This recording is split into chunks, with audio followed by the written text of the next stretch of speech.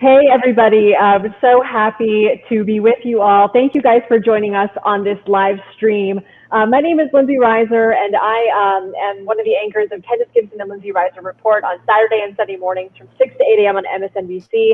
And I have the pleasure to be joined by Jo Yurcaba, who is an NBC Out reporter and associate editor, and of course, Joshua Johnson, who is the anchor of The Week, which is on Fridays from 7 to 8 p.m. Eastern on Peacock, Saturdays from 8 to 10 Eastern on MS, and Sunday nights from 9 to 10 Eastern, also on MS. So we are going to have a really great discussion today on covering the LGBTQ community. It is something that all three of us have done in our careers. And so we're just gonna get right into it. And so I wanna start, Jo, with you and talking about what are the issues right now that are affecting the LGBTQ community? You have been reporting extensively for NBC News Digital on this. I know that I've incorporated a lot of your reporting into some of the stories that I've pitched and what we've covered in our show. What are the biggest issues that you see right now that have been on the forefront of your mind in your reporting? Yeah, so, LGBTQ acceptance has definitely gone up over the last decade or so in the US, but LGBTQ people still face a lot of discrimination. I write a lot of stories about businesses refusing to serve LGBTQ people. I also write a lot of stories about issues specifically affecting trans folks. Right now, there's a wave of legislation specifically targeting trans youth. So there are a variety of issues related to just, how LGBTQ people live their daily lives. And Joshua, what about you? Because I know that in your show, you have a little bit more room to breathe and really dissect and go into some of these issues, with not only your anchor essays, but with your own guests. So when you and your executive producer and your team are talking and pitching stories for the weekend, what are some stories recently specifically related to LGBTQ issues that have come up? Well, some of them are the same stories that we've been covering more broadly, including efforts to target transgender girls in terms of some of these bills that have been passed in various state legislatures that restrict transgender athletes from competing with sports leagues at the gender of their identity. A lot of what we do on our show has to do with sort of helping America have the conversation about these issues. So part of what I try to do in my essays as well as in our coverage is speak to the country. Often coverage, I think, of LGBTQIA people is sort of for and about and by us. And one of the things that I get the most pleasure from doing is talking to people who are not in the community, talking to well-meaning cisgender straight people who want to understand and who would like to be helpful, but they just don't know where to start. I think that's what I've always enjoyed doing. I've enjoyed kind of walking people into difficult issues and making it okay for them to just ask questions, especially because a significant part of what we do involves audience interaction and audience questions and stories. So I think for me and for the show, it's been less about specific stories and more about building a relationship with the country so that they feel like whatever it is that they want to talk about, we can talk about it. And no one has to feel bad about their ignorance.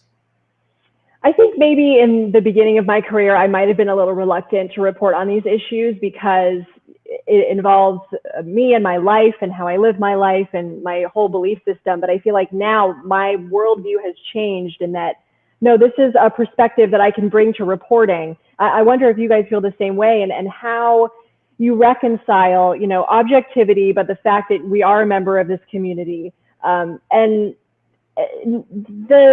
maybe there isn't necessarily a both sides to, for example, anti-trans legislation. It is more of a civil rights issue. How do you guys maybe educate how you approach a story while still making sure that you maintain your objectivity? And Jo, we'll start with you.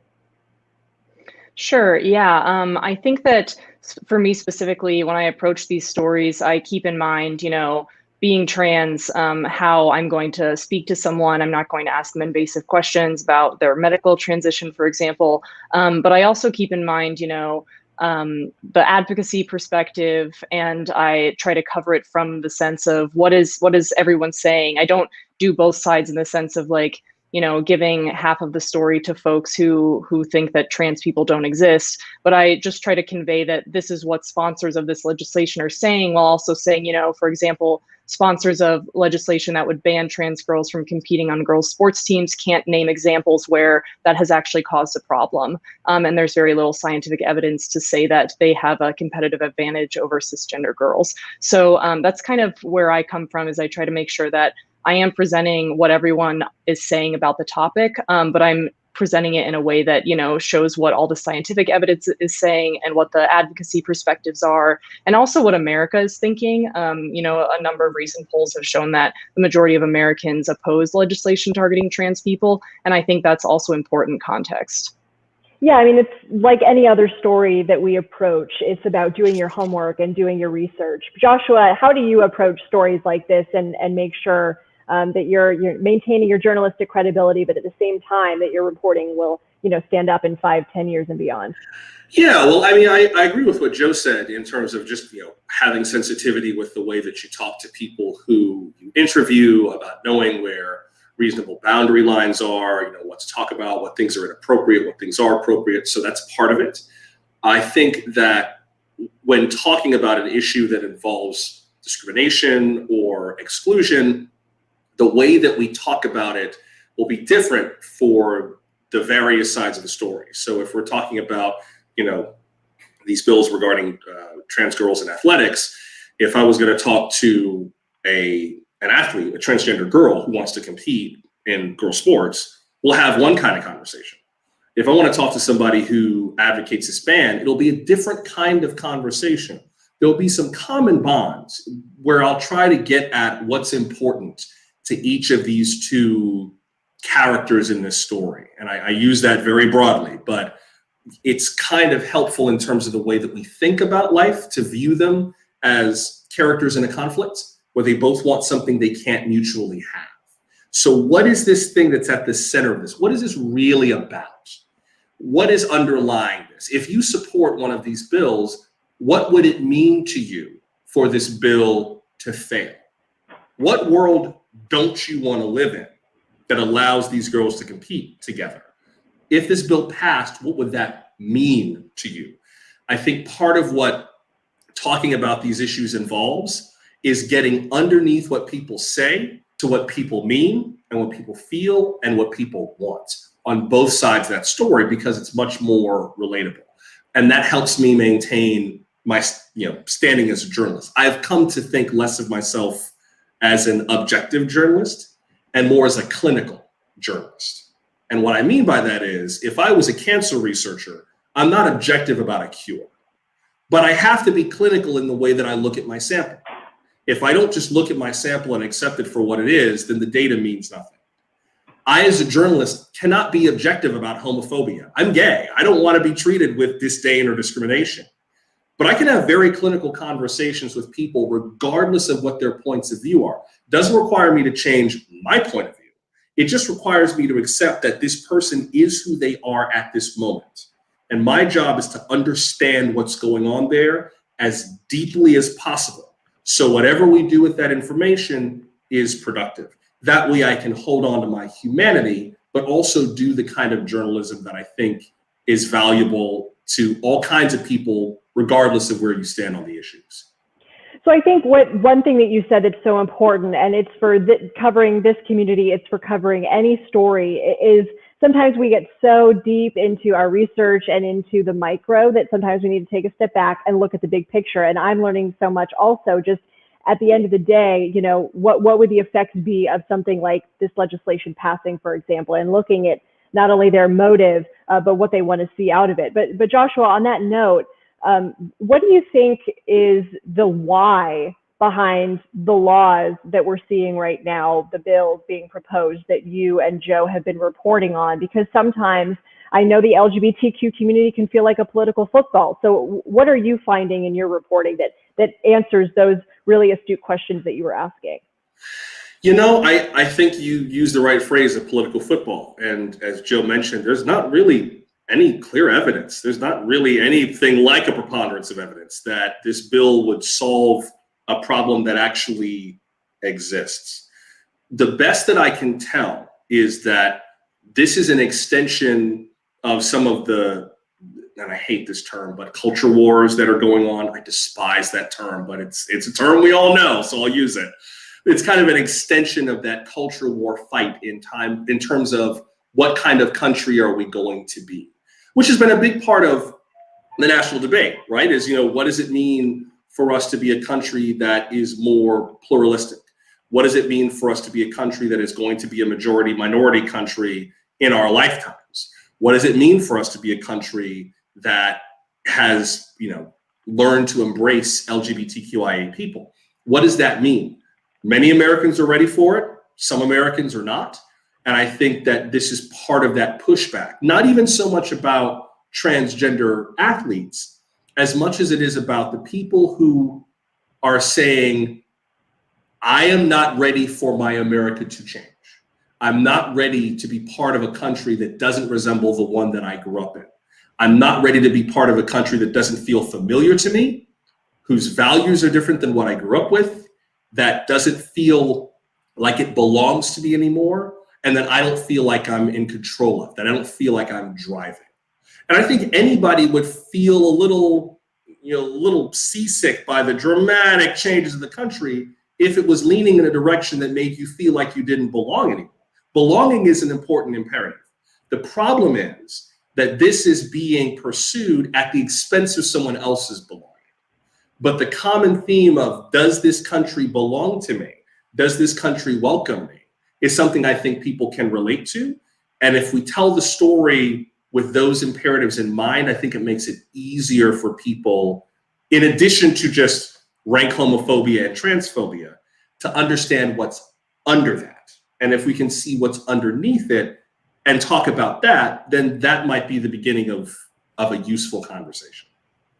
We've kind of danced along this question a little bit, but I want to dive a little bit deeper into it. And Jo, we'll start with you. But how does your own LGBTQ experience kind of navigate your reporting, how you approach a story, what kinds of stories you pitch, how you interact with your interview subjects? Yeah, I touched on this a little bit earlier when I mentioned, when I'm interviewing a trans person, I'm not going to ask them invasive questions. So it's that one of the key things is, like Joshua mentioned, being aware of boundaries of the things that you can and can't ask someone. But in terms of how I look for stories, I usually pay a lot of attention to what people are talking about on social media. I follow mostly trans folks on Twitter. And so I'm really cued into what they're talking about as far as the state legislation goes. And that's sort of where I go to when I'm looking for new stories, or when I'm trying to figure out, who might be a source for this specific story that no one else has used before, or someone that, needs to have a voice in this conversation. So that's sort of where I go to find stories. And I also try to look to, what advocacy organizations are saying about something, specifically legal organizations like the ACLU. And I look to the battles that they're currently pursuing in courts, because that usually also influences whatever cultural conversation is happening. So for example, the other day we had the 1-year anniversary of Bostock v. Clayton County, which was the landmark Supreme Court decision that granted employment protections or protection from discrimination in employment to LGBTQ people. And so that's kind of something that, really drove a lot of important conversations, and now is also affecting a lot of other federal legislation. So that's a good place to look, I think, for story ideas. Well, Joshua, I know that you've done a lot of extensive reporting recently. You've done a segment on coming out authentically in the digital age. You did a whole thing called Pride and Protest, Being Black and Queer in America in 2020. So how does being a member of the LGBTQ community enhance your reporting? I think it's made me a better journalist. I think that it's allowed me to think more deeply about the way I want to treat people based on the way that I want to be treated. I mean, when I was, coming out, when I was in my early 20s, making the decision of yes, I'm going to pursue broadcasting, this thing I've wanted to do since I was 10 years old, basically. But I wasn't sure if I could be out and also do this work. I had a really tough decision to make. And I finally came to the realization that I couldn't make a career telling the truth about everybody else's life and lying about my own. I can't do it. So I realized, just logically, I had two options. I could either not be gay, good luck with that, or I could own everything about who I am and prevent other people from being able to use that against me by just taking not even pride, but just ownership of my whole story. And when I made that decision, it instantly made me a better journalist, because it led me to decide that I would never make anyone else feel the way I felt when I was struggling through coming out. I never want anyone else to feel shame. I don't ever want anyone else to feel like they're being dissected, like they're being misunderstood or mistreated. I want people to know that their story is safe with me, no matter what the story is. That if you are in an interview with me, it's okay to be vulnerable. It's okay to be nervous, because I will be a good steward of your story. I'll hold your hand, and I'm not going to treat you bad. If I'm around, you know you're going to be treated well. And that desire for acceptance taught me to accept other people. That need for validation leads me to validate others. And it immediately made people easier to interview because they opened up, because they knew that they could actually trust me. And that even extends to things like what Jo was talking about. You know, having conversations, again, back to transgender people, not asking detailed, specific biological questions about what's under their clothes. Like, I wouldn't want someone to ask me that question, so I shouldn't ask it to other people. Just that simple need for what all LGBTQIA people are looking for: acceptance, validation, belonging. When I project that into my work, it immediately made me a better interviewer, and it immediately raised the level of my journalism in ways I didn't expect, but that I am now very, very grateful for. And again, that applies to any story that you're going to tackle, because, you know, at the end of the day, we are humans. We want to bring our empathy to the job. And even just chatting with an interview subject for a few minutes while you're setting up your gear, or the person you're working with is setting up your gear, can really start breaking some of that ice, really start building some of those, relations, and you'll have a better interview as a result. And I know after J School, I was probably a little too black and white, a little too scared and careful to bring myself, my true authentic self to the story. But now, you know, the more comfortable you become in your own shoes, you realize that it really is an asset in this job. And Jo, you mentioned some stories that are on your radar that might be good for some of the other journalists that are watching right now. But how do you go about finding and pitching stories? Because, you know, whether it was when I was in local news or here now, that really is one of the cruxes of the job. That is one of the most important learning curves, is figuring out what kind of stories are successful pitches, and, you know, going about finding that. I mean, it's almost like an iceberg. Like, what everybody sees is the top of the iceberg above the water, but the majority of the work is what happens if, you know, beforehand, that people don't see. So, Jo, what's your process in finding stories? Yeah, I think this is really where, you know, being a part of the LGBTQ plus community, like, really comes in handy, because I'm just constantly tied into what the community is talking about. You know, I found story ideas just from talking to my friends, like when we've been like hanging out on weekends, and it's something that I look into more when I get to my desk on Monday. So for me, it's really like taking a look around at what people are talking about. And, you know, sometimes it's just influenced by policy, what's happening in the news, but more often for me, it's what people are talking about, the issues that aren't being covered by a lot of other outlets is how I find a lot of stories. I remember when young people were heading back to school last fall during the pandemic, I noticed that no one was really talking about how that was going to be for trans and non-binary youth, you know, many of whom only have support when they go to school through like GSAs or things like that.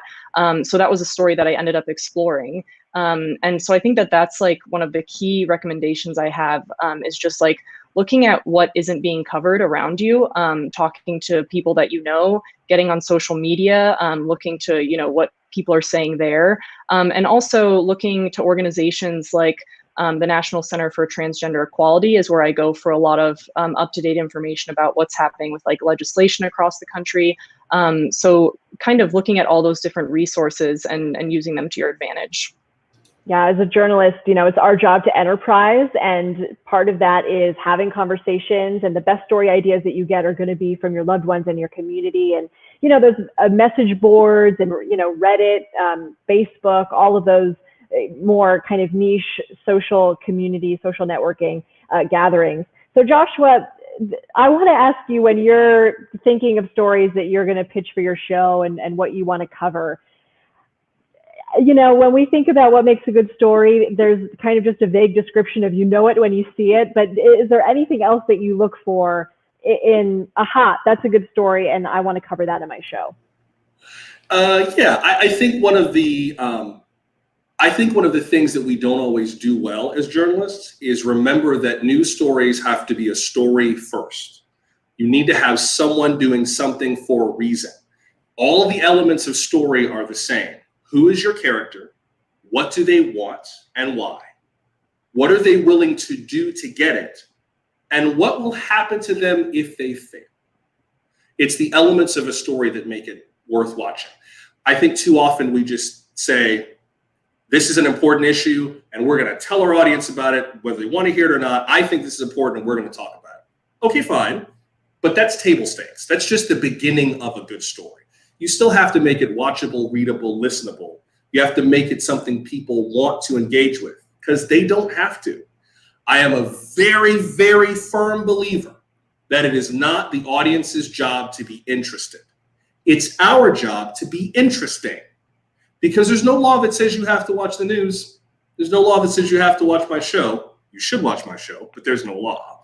And so my job is to try to convince you every single week, especially on a Saturday night. Like, who wants to watch the news on a Saturday night when you could literally be doing anything else in your life besides watching more of what you've been watching 5 days a week?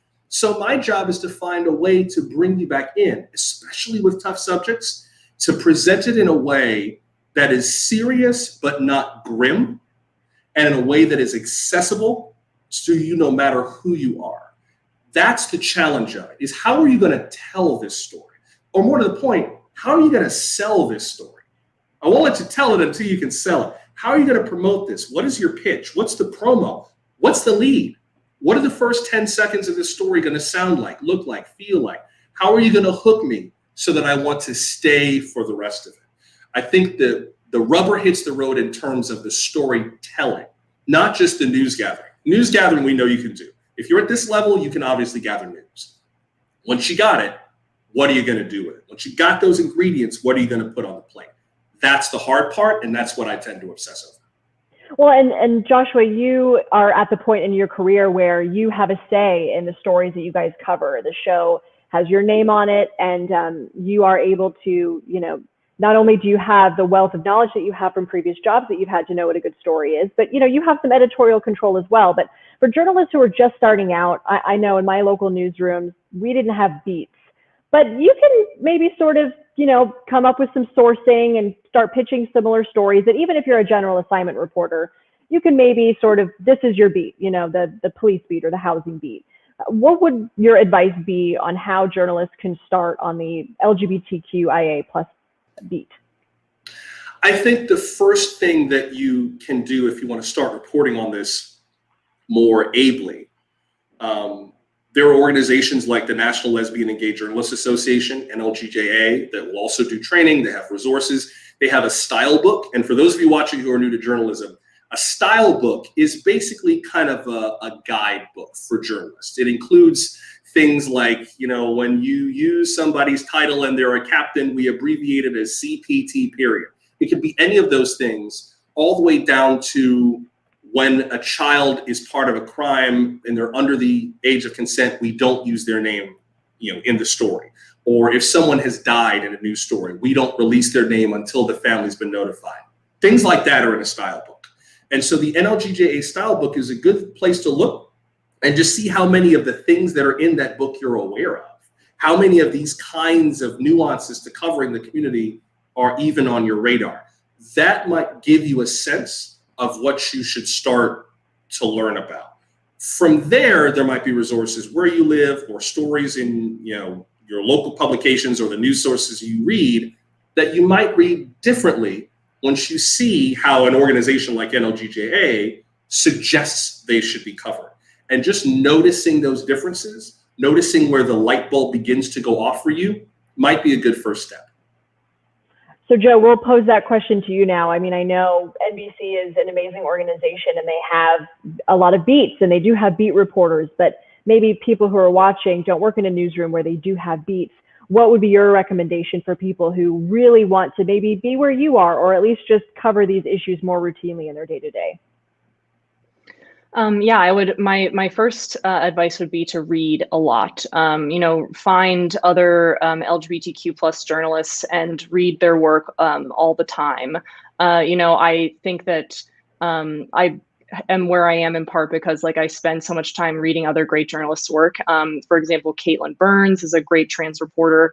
Kate Sozin at the 19th.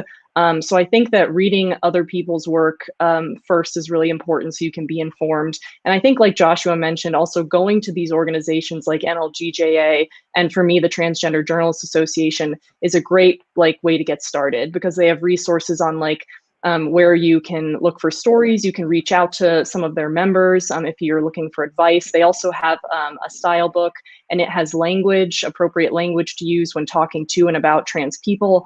So I think that that's always a good place to start, is getting informed. And then you can move on from there to, looking for stories online or starting to talk to folks to see what the community is talking about. But I think knowing the issues first is always my first recommendation. Yeah, I definitely think that's wonderful advice, and something that I've also used in my reporting. Guys, we have a couple of minutes left, and so I just wanted to give an open-ended question. Is there anything else, any other tips, advice, anything else that's on your mind that you would like to discuss? And Joshua, we'll start with you. I think the only two other tips that I would give are be willing to admit what you don't know. Quite often, your interviewees would love to walk you through the story, if for no other reason than to make sure it's told right. There's nothing wrong with saying, I'm glad to talk to you today, but I gotta admit, I'm really new to this subject and I could use your help. Will you just guide me if I start to get this wrong, and let me know if I need to backtrack? 99% of the time, people will be delighted to help you out because they want the story done right. The last thing I would suggest is that the way you treat people is your most important asset as a journalist. I was taught that people don't care how much you know until they know how much you care. And if there's one thing that I think we as LGBTQIA people have wanted more of, it's just care from the public, from our families, from our communities, from the government, from the world in general. Your strongest asset as a journalist, no matter who you're talking to, is your humanity. That golden rule is golden for a reason. Treat your interviewee the way you would want to be treated if the story was about you, and allow yourself to just be another person in the interaction.